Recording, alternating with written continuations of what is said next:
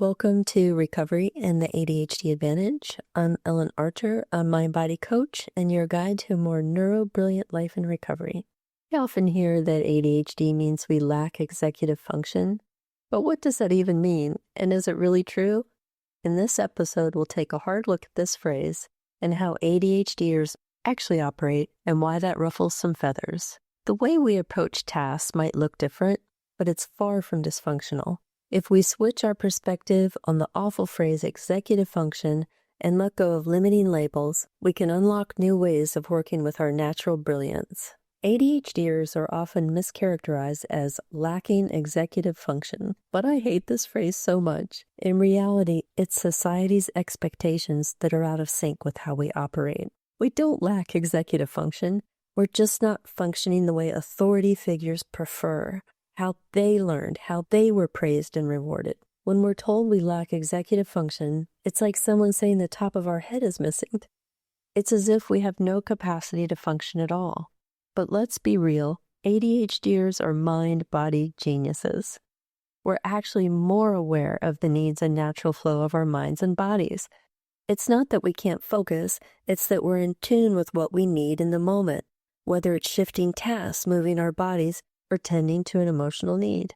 Our focus follows flow, not force. What society calls lacking executive function is often just our mind-body intelligence in action.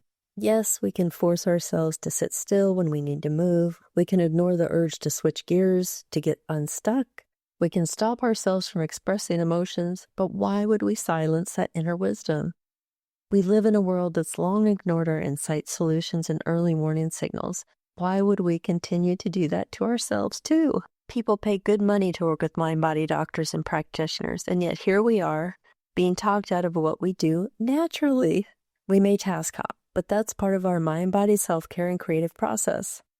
When I write, I sometimes get restless. Instead of forcing myself to stay at the desk, I listen to my body's need for movement or a change of pace. Sometimes I switch to a craft project, journal, or playing a piece of driftwood in the shop. And that's often when the breakthrough idea for my writing happens. It's not that I lack executive function, I'm simply in tune with what sustains my focus organically. Our bodies hold deep wisdom through the unconscious mind, which has access to way more information than our conscious thoughts. When we follow those subtle signals, or not so subtle, rather than muscling through, we tap into a far more powerful intelligence. This is just one more way ADHD, quote, deficits, unquote, are often sophisticated forms of somatic awareness. I remember an office job I had once. While others stayed glued to their desk, I'd sneak off to the warehouse to help with the work there.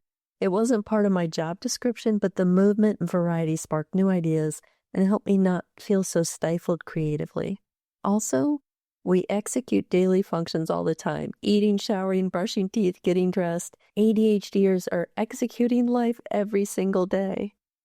The problem isn't that we lack executive function, but that we've been taught to ignore our needs and the natural flow of what wants to happen that will help move our intentions forward. The real lack of executive function might just be in the systems and expectations that don't align with the freedom of a well-oiled mind-body system.